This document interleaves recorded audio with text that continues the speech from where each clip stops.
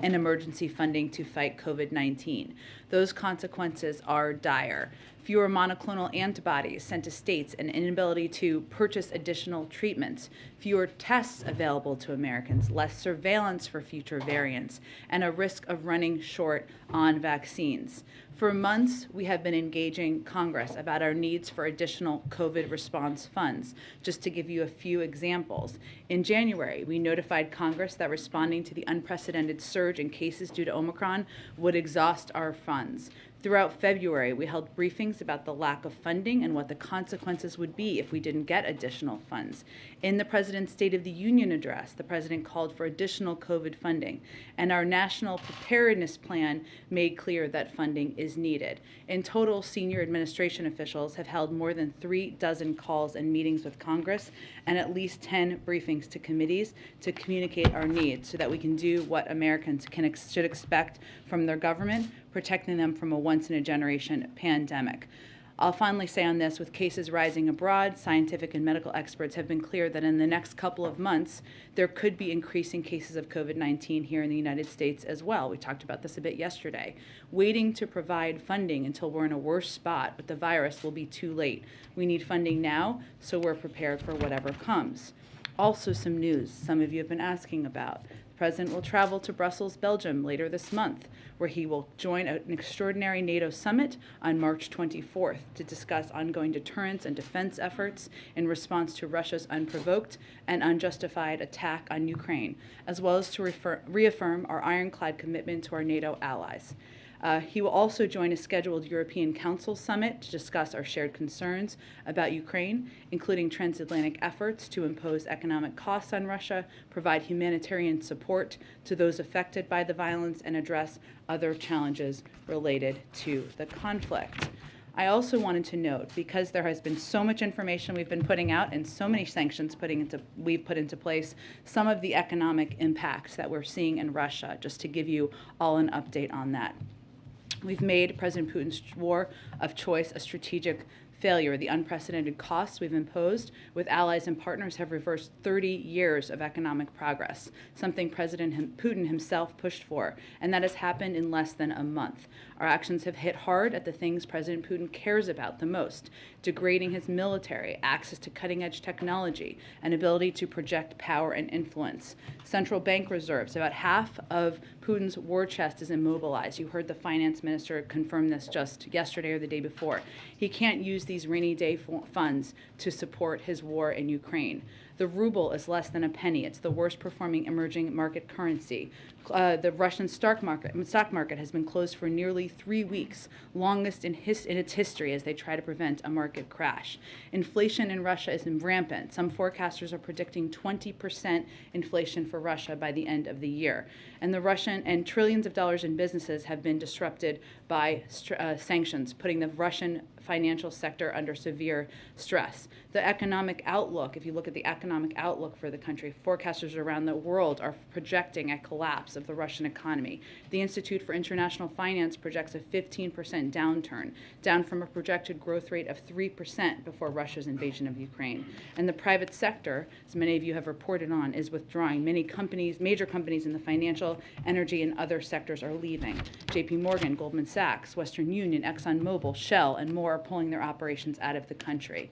And as we continue to ratchet up pressure on Putin's oligarchs, wanted to also announce for you, or reiterate for you, for those of you who already know, that tomorrow Secretary of Treasury Janet Yellen and Attorney General Garland will host the launch meeting of the Russian elite proxies and oligarchs multilateral task force. And the task force was first announced in a statement by leaders, including President Biden, on February 26th, as a way to go after corrupt gains from some of the individuals closest to Putin, no matter where they're held around the world. And the task force, comprised of finance ministry and justice or home ministry counterparts in Germany, Canada, Japan, France, Italy, Australia, the European Commission, and the United Kingdom, will use the respective authorities to collect and share information against Russian targets, including sanctions, asset freezing, and civil and criminal asset seizure. Let me give you just a couple of examples of assets that have already been seized. Alexei Mordashev's 213-foot yacht was impounded in Italy. Gennady Timchenko's 132-foot yacht was seized in Italy. Andrei Melnichenko's 469-foot, $578 million super yacht was seized in Italy. Sergei Chemezov's $140 million yacht was seized in Spain. Igor Sechen's 280-foot yacht was impounded in France, and Alisher Usmanov's $18 million resort was impounded in Sardinia. That is just the beginning. Last thing I just wanted to note, sorry, I have two quick things for you, then we'll get to the questions, is on Ukrainian security assistance. The President will talk about this when he speaks this afternoon, and he will talk about it more extensively tomorrow. As you know, there is $13.6 billion for Ukraine, humanitarian, security, and economic assistance in the omnibus bill that the President is going to sign this afternoon. He will outline in more detail, I expect tomorrow, the specifics, but he will, of course, talk about it when he signs it this afternoon. But just even up to date now, since taking office, the President has committed $1.2 billion in security assistance to Ukraine, including $550 million in just the last 2 weeks.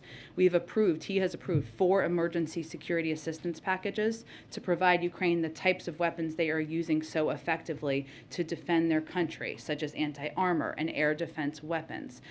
We are working to get Ukraine the equipment as quickly as possible, and we still have the means to continue doing that. Over the past 2 weeks alone, we have delivered more than $300 million of security assistance to Ukraine, in addition to the transfers of U.S.-made equipment we are facilitating from our allies to Ukraine as well.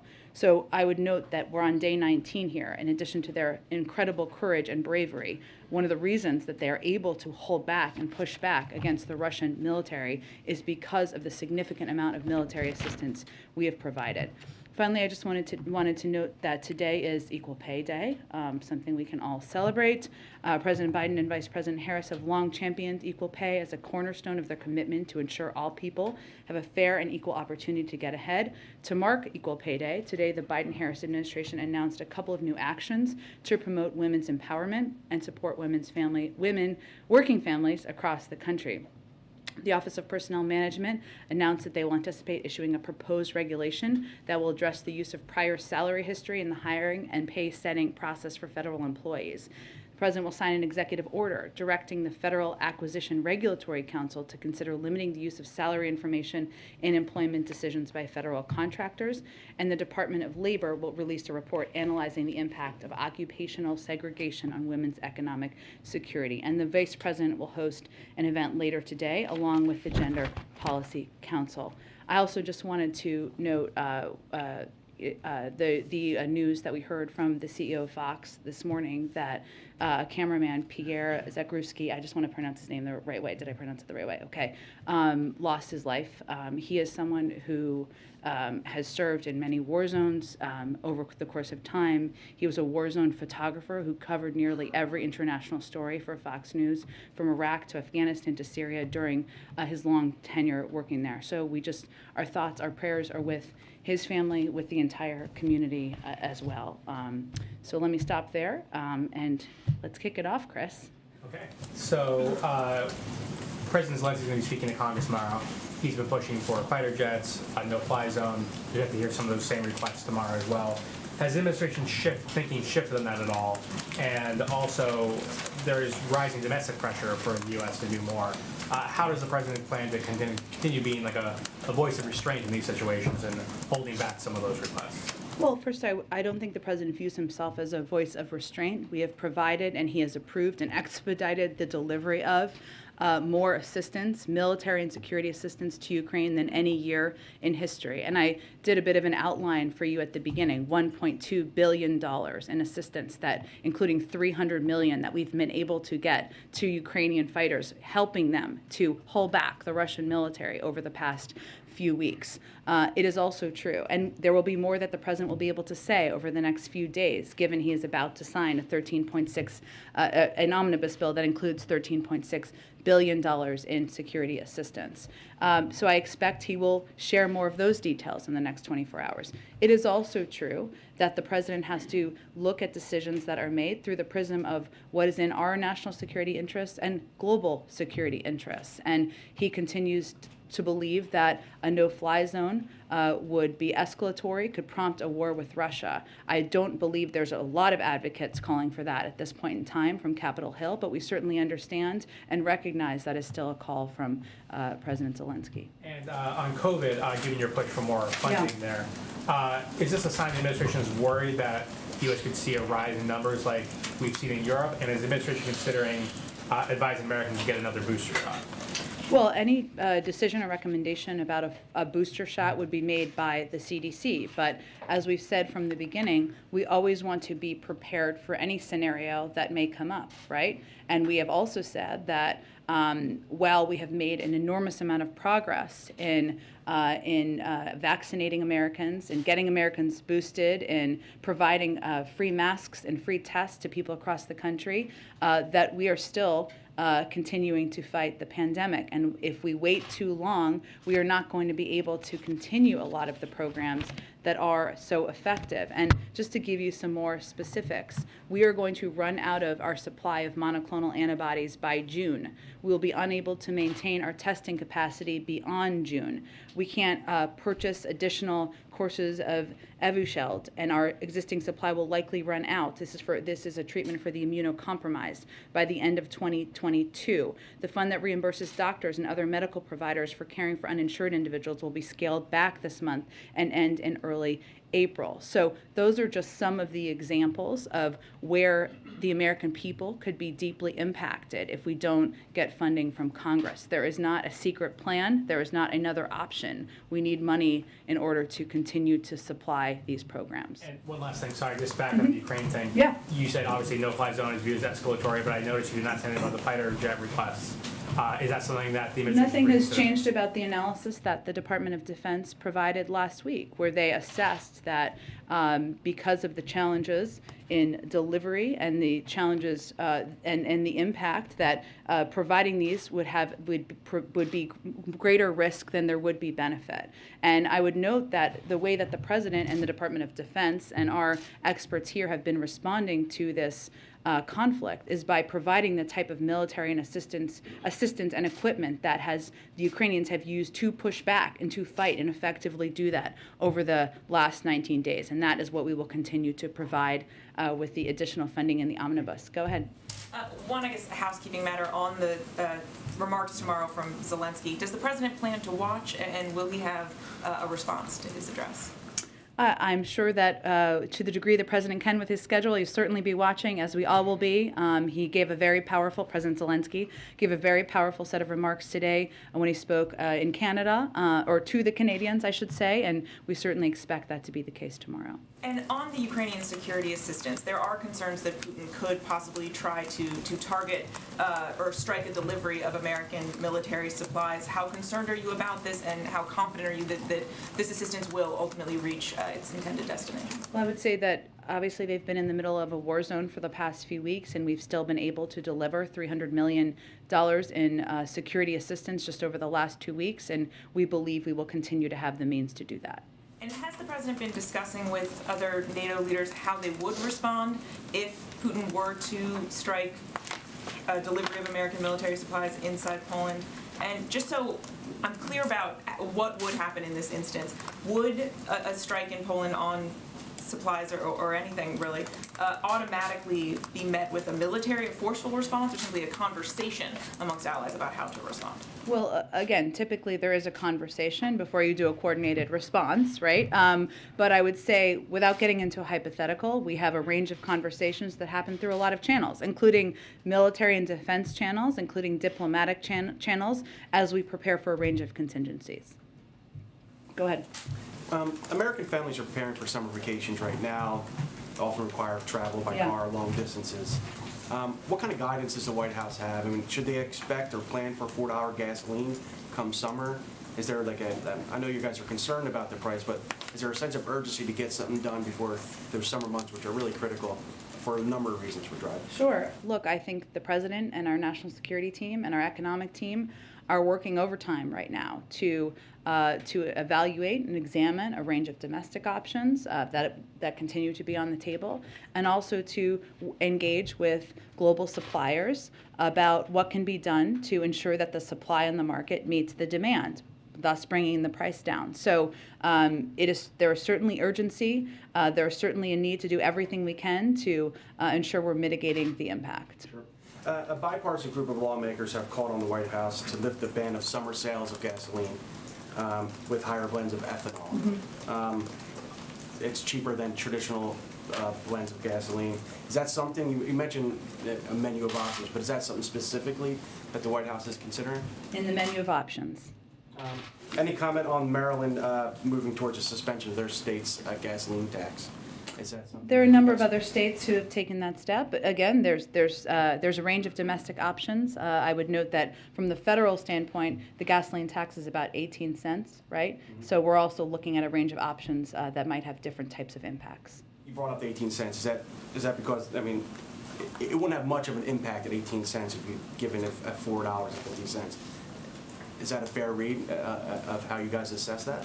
I'm not a mathematician, but given that the price of gas has gone up by 75 cents, $1, even more in some areas, we're continuing to look at a range of options. And obviously, ensuring that there is, or taking steps to ensure there's more supply in the market, because the oil market is a global market, is a big priority and a focus for us. But we're looking at a range of domestic options, including all of the ones you mentioned. Just no decision has been made at this point in time. Go ahead, Caitlin. Thanks, Jen. You confirmed President Biden is going to Brussels next week. He's going to attend the NATO summit and the European Council meeting. Is he also going to go to Poland, as has been reported? We don't have anything more yet about his trip to announce. Should we expect anything when it comes to the refugee crisis aspect of what's been going on? We're still working through the final details of the trip and what it may look like, but I don't have any more details at this point in time. And what is his goal going into this trip? And is there any chance that he sees President Zelensky while he's there? His goal is to meet in person, face-to-face, with his European counterparts and talk about and assess where we are at this point in the conflict, in the invasion of Ukraine by Russia. We've been incredibly aligned to date. That doesn't happen by accident. The president's a big believer in face-to-face diplomacy, so it's an opportunity to do exactly that. In terms of a meeting with President Zelensky or an engagement with President Zelensky, we're still finalizing the trip at this point in time. But that's an option? Nothing on the table at this point in time, but the real focus right now is to meet with NATO partners in Brussels. If there are additional steps, we'll share all those details with all of you. And on President Zelensky's address tomorrow, of course, he is expected to ask for more assistance, as my colleague noted. A lot of the U.S. positions on that haven't changed, as you just said, when it comes to the no-fly zone. But on the aircraft specifically, the Pentagon said last week that Secretary Austin said they do not support the transfer of additional fighter aircraft at this time. Is that still the United States' position? That continues to be our position. I would note that they also said that that adding aircraft to the Ukrainian inventory is not likely to significantly change the effectiveness of the Ukrainian Air Force relative to Russian capabilities. And the assessment was that the transfer of these planes may be mistaken as escalatory, as we've said, and could result in a significant Russian reaction. But that is the risk assessment that was done. That risk assessment has not changed. I would note that certainly we expect, as he should, President Zelensky, to ask for more money. We are in touch with his team on a daily basis. We're not waiting to hear tomorrow what may be on his mind. We are very closely engaged with the Ukrainians, and that what hopefully will be of interest to him is the significant amount of security assistance that is in the omnibus that we'll be able to detail soon. Just to clarify, has he told the White House what he plans to ask for tomorrow? That's not what I'm suggesting, but the president had a nearly hour-long call with him on Friday, and we talk with his team every day. Thank you. Go ahead, Ash. You mentioned before that President Zelensky gave an extremely powerful set of remarks to Canada, and you expect something similar tomorrow to Congress. I was wondering if you could talk about how the administration plans to handle that sort of very emotional appeal where we expect him to be asking for certain things which President Biden has already made clear he's not willing to provide. Well, I think that, one, what is encouraging in this moment of tragedy is that there is bipartisan support for the strength and the courage of Ukrainian leadership and President Zelensky and the fight that they have been waging for the last 19 days. I would say that without knowing what he's going to say tomorrow, we certainly are familiar with what the asks have been. We have provided our own assessment of what does make sense and doesn't make sense. And what I would note is that we do have a range of the president and our team has fought for additional assistance in the omnibus package the president is signing this afternoon, which hopefully we'll have more details on in the coming days. Go ahead. Thank you, Jen. To follow up on that, Zelensky and other Ukrainian officials have made so clear that what they believe they need the most is more warplanes and fighter jets. So why is the U.S. assessing something different? Why does the U.S. believe they know better what Ukraine needs than what Ukrainian officials are saying they need the most? Well, we have one of the best militaries in the world. I would note just some factual details here. The Ukrainian Air Force has several squadrons of fully mission-capable aircraft. And although Russian air capabilities are significant, their effectiveness has been limited due to the Ukrainian strategic, operational, and tactical ground-based and air defense systems, which the United States has provided the vast majority of. So what we're talking about here is what is most effective in combating and fighting the type of war the Russians are fighting. We've talked a little bit about the attack on near the Polish border. That would not have been stopped by airplanes. That type of attack is stopped by exactly the type of assistance we've provided. Okay, so it's a combination of impact as well as potential risks that the administration has decided no on the war. Exactly. And the fact that the Air Force has several squadrons of fully mission-capable aircraft, the $1.2 billion in military assistance that we've provided has provided exactly the type of capabilities that have helped them fight back and push back effectively and courageously against the inbound attacks from the Russian military. And as you also noted, Weijia, the risk associated is also something that our U.S. military would assess as part of their analysis. Thanks. And then to follow up on Mary's question, how does the U.S. define a Russian incursion or invasion into NATO territory? That's a conversation we have with our NATO partners and allies. So as an example, there are reports that a Russian drone made its way into Polish airspace before going back to Ukraine and being shot down. Does a drone into Poland count as an invasion into Russia? Again, NATO territory? Weijia, what happens here, it's not that NATO countries just respond on their own. If there is an attack or that is considered by NATO leadership and by NATO countries to be to meet that bar, then there's a discussion among NATO partners about how to respond.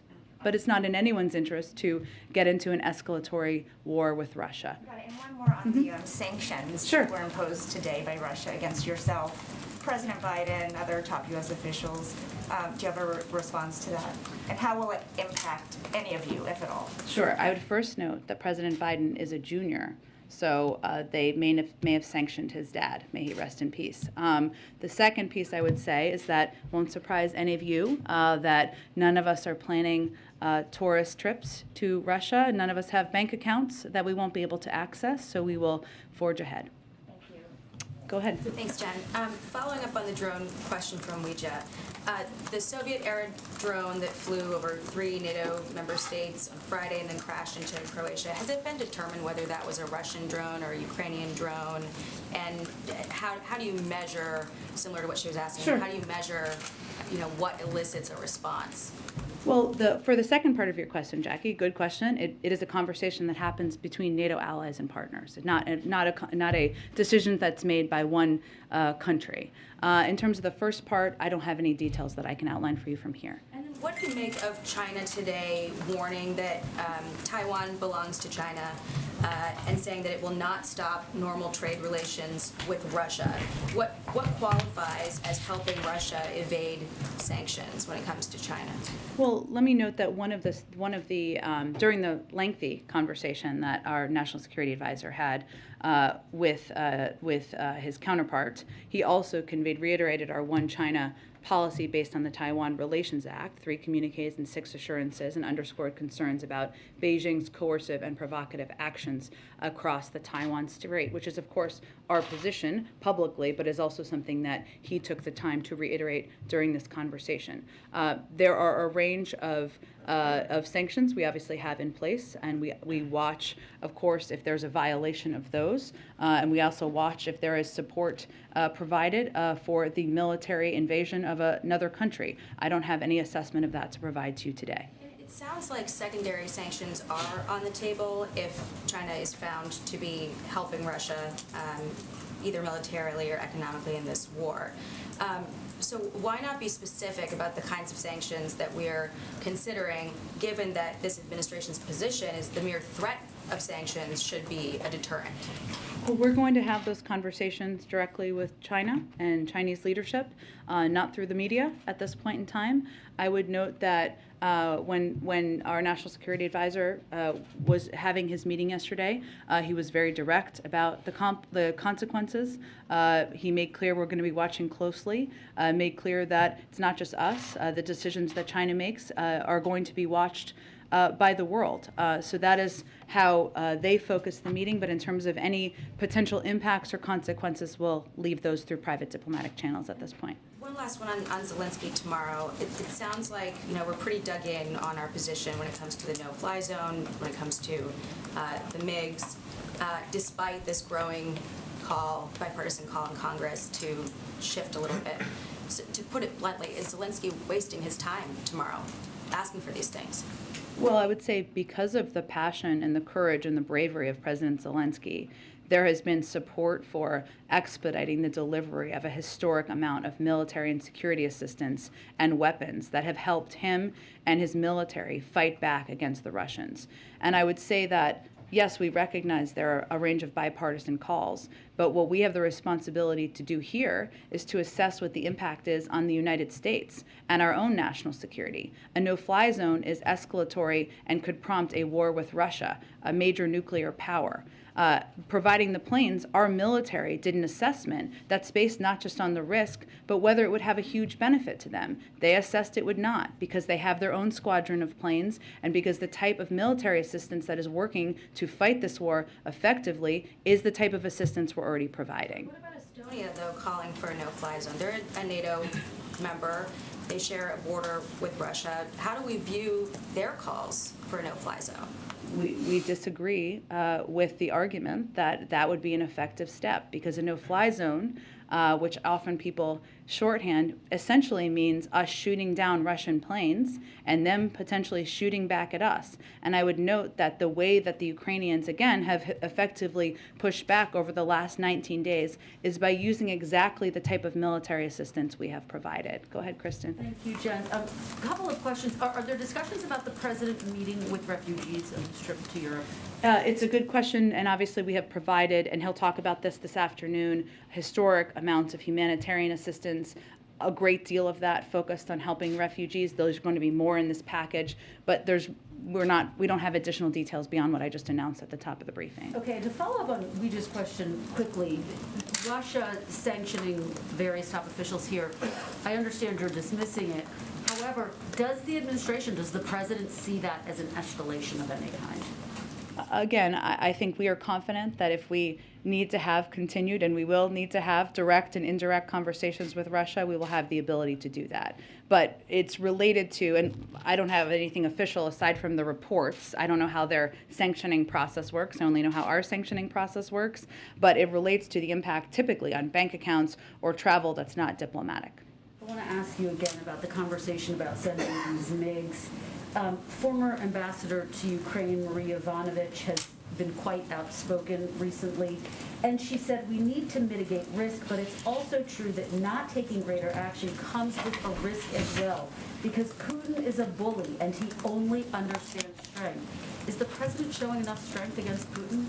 The president has rallied the global community to put in place a greater set of financial sanctions package than has ever been done for any economy in the world. It wouldn't have happened without his action. I just outlined for you at the top, which I think it's important to note, the crippling impact this has had on the economy. They are where they are at this point in time. I think we all have seen reports, and we have confirmed many of them, that they did not expect it to take this long. They did not expect their military to not make as much progress as they have made. The steps we are taking are making it more difficult for President Putin to build and augment his military, to get access to the technology that he needs and wants. It has taken steps to cripple the economy that there's no question, regardless of what Kremlin spokespeople say, it has had a dramatic impact on the economy. And we're doing all of that while providing a historic amount of military assistance to the Ukrainians, helping them effectively fight back. If Putin were to use chemical weapons, would it change the president's thinking when it comes to these MiGs, taking the no-fly zone off the table, but at least on this issue? I'm not going to get into a hypothetical. We, of course, there would be severe consequences from the global community, ones that we would discuss with our partners and allies. But I would note that the planes would not have stopped the attack we saw near the Polish border. They have a squadron of planes, and what has effectively helped them fight back is the types of military assistance that they have been utilizing. And are you prepared, can you give us any more details about what that threat means of severe consequences? The president obviously made the same threat last week. Is that purely economic consequences, or would there potentially be a military component? We're just not going to outline in more detail from here. Go ahead. I have a question about the Fed. Sure. Given Senator Manchin's opposition to Sarah Bloom Raskin, will the White House now support the Senate moving ahead to confirm the other Fed nominees? Why do they need to confirm all of these nominees at once? Well, I would say first that Sarah Bloom Raskin is one of the most qualified individuals ever to be nominated to serve in this position. We remain in close touch with both her and with Chairman Brown about the next steps here, but we have continued to press, and we have been pressing for all five, not just to be able to be voted on in the Banking Committee where they have the votes to move forward, and that is where Republicans have not showed up to meet quorum. So at this point, I don't have an update beyond reiterating our strong support for her. Go ahead. Will the president himself bring up the deaths and injuries of American journalists injured in Ukraine or killed in Ukraine? Will the president himself address the deaths of American journalists who have been killed or injured in Ukraine? And does he have any plans to call their families? I'm not going to outline private conversations from here at this point in time. Obviously, these families are in a moment of mourning right now, and so beyond that, I think we're just respecting their space and time. Go ahead. If I could really briefly, just going back to COVID funding. Yeah. Obviously, this is something that White House officials stressed today. This is something the president addressed in his State of the Union address. But if this is so important for the president and the White House, will he meet with Republicans individually? Will he make his case to them personally? I would note that there's a number of Republicans who won't even return our phone calls about the impact of the lack of COVID funding and how they will impact their constituents. So that's probably the best place to start. Go ahead. Yeah, I have a couple more questions on the path related Sure. to the COVID funding. Yep. How the heck are you going to get it through Congress? You have Republicans in the Senate who are making it very clear, leadership saying that there is no Republican support for moving any more money for COVID relief because they believe the White House hasn't made a strong enough case that funds can't just be moved around to fund these priorities. Sure. Well, we have been making that case publicly and privately back to earlier this year. So those are the facts. We've also been, as I just noted, attempting to engage with and have these conversations with, of course, Democrats, but also Republicans. COVID doesn't discriminate just by party at all. I think what we're trying to do is really be very clear and direct about what the impacts will be. I mean, some of these programs, funding for treatments for immunocompromised, providing free tests and masks, providing free boosters and vaccines, those will impact millions of Americans potentially in this country, regardless of their partisan affiliation. So what we're doing, we're going to, of course, leave the process and the vehicle up to Congress. We are encouraging them and aggressively calling for them to move these resources immediately. And what we've tried to do is break down what the impacts are going to be on different states and also when specific programs will end, so that it doesn't feel like just a number, but feels like a direct impact on programs and people's lives. In terms of whether money can be moved around, I know you've said before that it can't be moved around. What we're hearing from the Hill is that they believe there's about $100 million that could be shifted.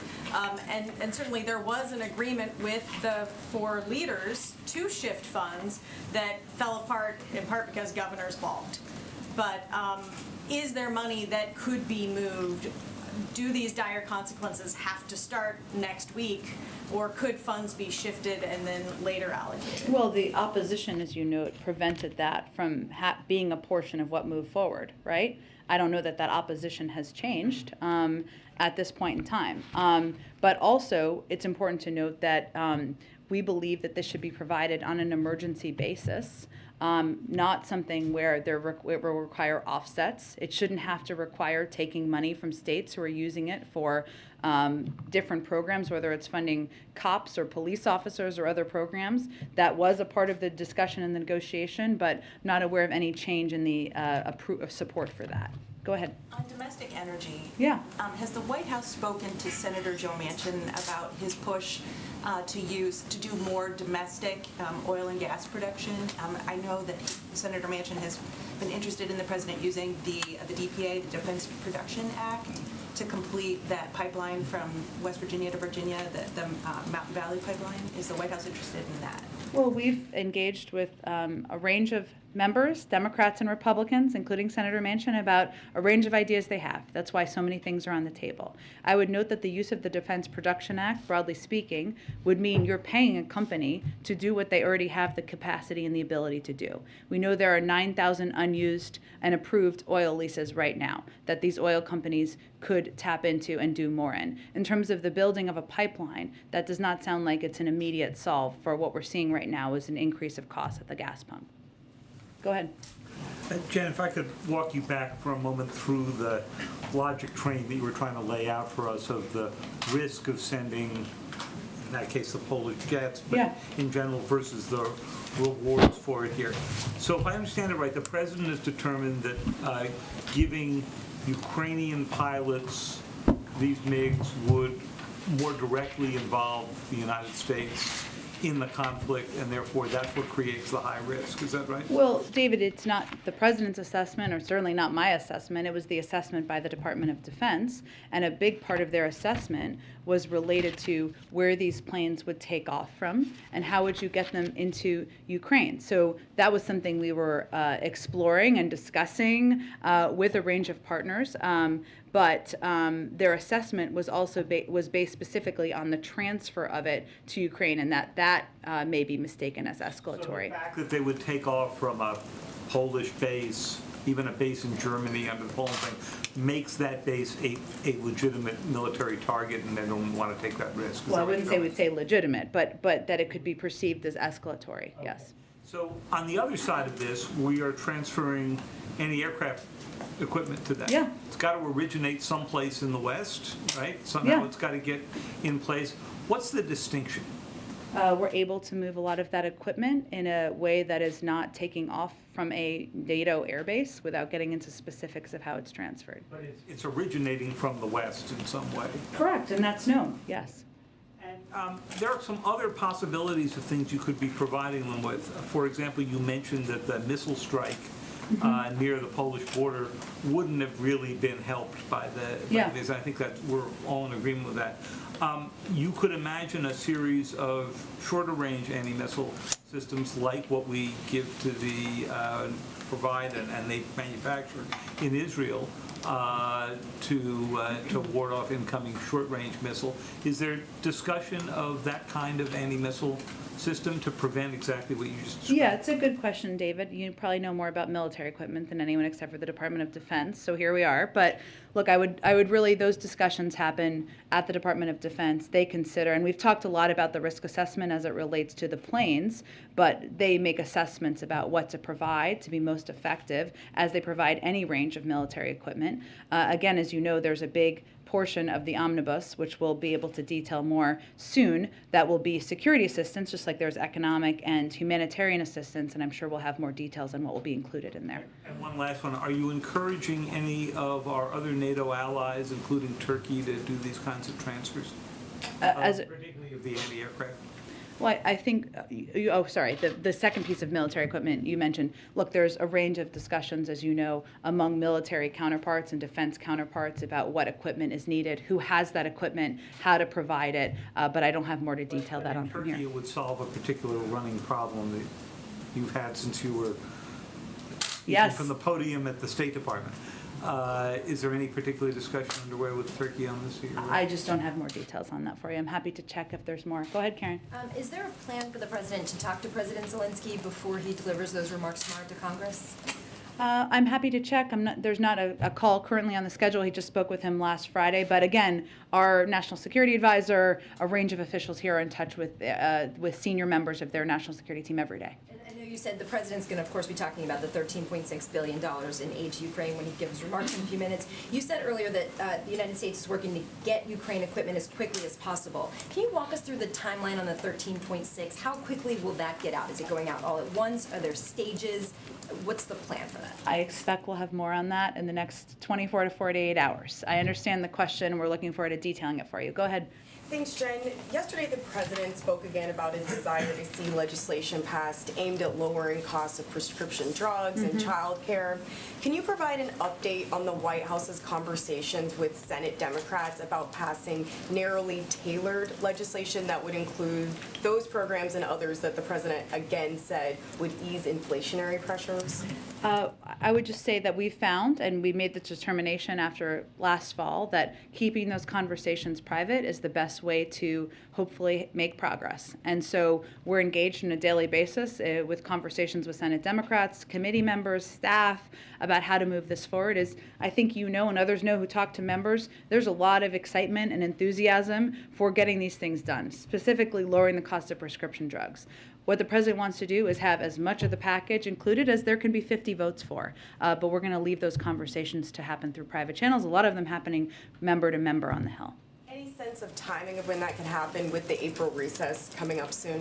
Again, I'm just not going to provide an update from here because we feel that these talks are best kept between members and kept between conversations we have with our staff and them. Sure. And speaking of Senate Democrats, the Senate Judiciary Committee will hold its hearings next week on the president's Supreme Court nominee. How is the White House preparing for those hearings, and specifically, how is it preparing Judge Jackson for the scrutiny that she could come under from Republicans who sit on that committee?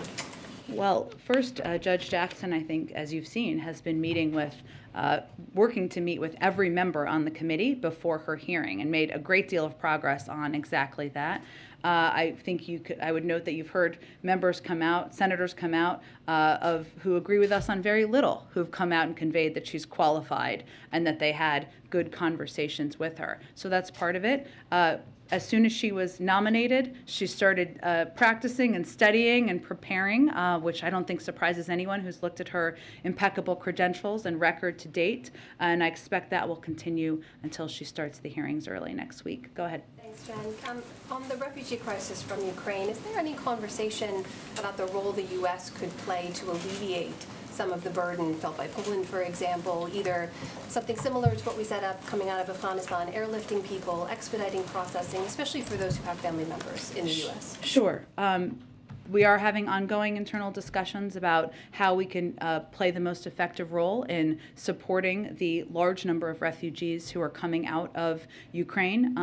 To date, that has been, as you know, an enormous amount of humanitarian assistance that we're providing, not just to Ukraine, but to neighboring countries that are providing a haven for refugees as they're leaving Ukraine. In terms of other discussions, I just can't outline those at this point in time, but we are continuing to discuss what options there are. Conversations about helping Ukrainians come to America as well? We're discussing. The president would welcome Ukrainians coming here. Obviously, currently they could apply through the refugee process, but we're continuing to discuss what options may exist. One more on Title 42. Yeah. We saw over the weekend the CDC end Title 42 restrictions for unaccompanied minors, and a couple of the reasons they gave were the larger public health conditions, but also that appropriate mitigation measures had been put into place in the care facilities. Yeah. So is the administration asking DHS to put those same mitigation measures in place in other detention facilities so you can end Title 42 for everyone? Well, any decision made by the CDC about ending Title 42 would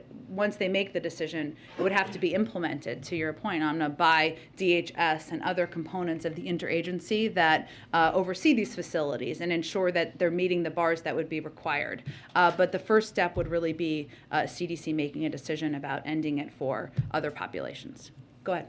Thanks, Jen. Two topics. First, the prime ministers of Poland, Czech Republic, and Slovenia went to Kyiv today. Does the White House have any comment on that? Would an American administration official make a similar trip? Or conversely, is there concern that that's a security risk where if something were to happen to them then that could be an escalation with NATO members?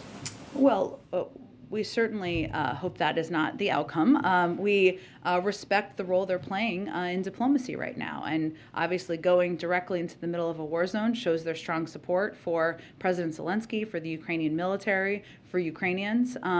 And we certainly support that. And I'm certain we will engage with them following their trip as a follow-up, as we have been doing with other leaders who have engaged with the Ukrainians and the Russians. In terms of any step or trip by a member of the national security team or others, I don't have anything to predict for you at this point in time, but we will continue to assess whether that would be constructive or help move things in a positive direction. And then on another matter, there are a few more members of the House of Representatives who tested positive for COVID today, adding to some over the weekend who did the same, many of whom were Democrats at the retreat on Friday where they saw the president, not many masks worn. Has the president been tested for COVID since, and are there any concerns about exposures he may have had? He was tested on Sunday and he tested negative. All of the members to date prior to today, and I'm happy to double check the specific piece, were not deemed as close contacts. They are all vaccinated as well, so the CDC wouldn't recommend a change in behavior as a result, but he has received a negative test just a couple days ago. Go ahead. Thank you, Jen. On oil suppliers, Canada has been looking at increasing its flow of crude oil. Can you confirm that conversation has been happening between the administration and the Kenyan government? I know we've been closely engaged with Canada about a range of issues in terms of the specifics of a conversation about oil and crude. I'd have to check with our team on that. Thank you. And there's been a report yesterday about the possibility that India could take up the Russian offer of discounted crude oil. What would be your message to India or any other country tempted by such an offer? Well, our message to any country continues to be that obviously abide by the sanctions, but that we have put in place and recommended. I don't believe this would be violating that, but also think about where you want to stand when the history books are written in this moment in time. And support for the Russian leadership is support for an invasion that obviously is having a devastating impact. Go ahead. Thank you, Jen. There's reporting that Saudi Arabia is considering accepting the yen instead of the dollar for Chinese oil. Is the White House monitoring that possibility? And has the administration communicated that there would be any types of consequences if that happens? Let me check with the Treasury Department on it. It's a good question. I hadn't seen the report. I'll check with them. And then could you speak to the urgency for getting this additional COVID funding from Congress at a moment when it seems that a lot of the attention and focus has been on moving away from the pandemic? Sure. Well, even as we have focused on conveying, we have that we're in a different stage, and we have a range of the tools in order to fight the pandemic. In order to continue our capacity of having those tools, we need money. And we've always planned, what we have done effectively is planned ahead, right? Ensuring that if we get to a point, we've seen obviously BA2, which we've talked about a bit in here, which I think as of yesterday was about 25% to a third of the cases here. Very transmissible, but treatable by all the means that we have. We need to have masks, tests, boosters, treatments for immunocompromised in order to continue to treat the pandemic or treat the American people during a pandemic. So it remains urgent. If we don't get this funding, we won't be able to ensure we can provide free access to the American people. Go ahead. Just to confirm, the U.S. and our allies, we're publicly arming the Ukrainians, but we're deliberately avoiding shipping from NATO countries to Ukraine? That's not what I said. What I said was planes taking off from a NATO base. Our Department of Defense assessed that that would be a step that would be escalatory as they were making a risk assessment. So we're avoiding doing it from NATO bases? Okay. Of planes. Via planes, but ground is another situation. I'm not going to give you detail or confirm where our military equipment moves from for obvious reasons, because our objective is to provide that to the Ukrainians. And on these tragic, deaths of journalists that you've mentioned, is there any reason to conclude that the Russians are deliberately targeting them? We have seen from the beginning that they have targeted hospitals, they've targeted journalists. In terms of these individual cases, I can't make an assessment of that from here, but certainly we've seen barbaric and horrific actions by the military on the ground, and this is consistent with that. Go ahead. So, aside from the request for weapons, President Zelensky has also requested that the U.S. be more involved in negotiations toward a peaceful resolution to the war. What is the U.S. doing to push those negotiations forward? Well, one of the steps we've taken, a significant one, is to be the largest provider of military and humanitarian and economic assistance in the world, to put them in a greater position of strength as they go into these negotiations. We also engage and talk to the Ukrainians on a daily basis, and the president and this national security team has rallied the world in being unified in their opposition to the actions of President Putin. So those are the steps we're taking. We also engage oftentimes before and after any conversations that any of these global leaders are having with both Russians and Ukrainians, and encourage them to make sure they're engaging with Ukrainians directly. So would Zelensky be empowered by the United States to reach an agreement with Russia and have U.S. sanctions released as a result? Well, he's the leader of Ukraine, so he's empowered to have a negotiation with Russia, and we're here to support those efforts. Again, I'm not going to get ahead of a negotiation, but we are here to support those efforts. We discuss and have conversations with his team on a daily basis. Go ahead, George. Yeah, let me ask you about Thursday's meeting between the president and the Irish Taoiseach. Best day of the year. Yeah. Does the White House view that as in any way a sign that we're getting back to normal after 2 years of canceled meetings, canceled parades, and last year of having to do it virtually? Sure. Well, the president is very much looking forward to welcoming the Taoiseach here on Thursday to celebrate St. Patrick's Day. We have started to have some events where there are more people, where there is some food or beverage served, and certainly this will be a continuation of that. And while we are still taking steps and precautions here in the White House, including regular testing, this is certainly a step that we welcome, being able to invite our friends to celebrate on Thursday. Go ahead, Ed. So China. And go to Gatherson. Go ahead. Okay, yeah, quickly, going back to China.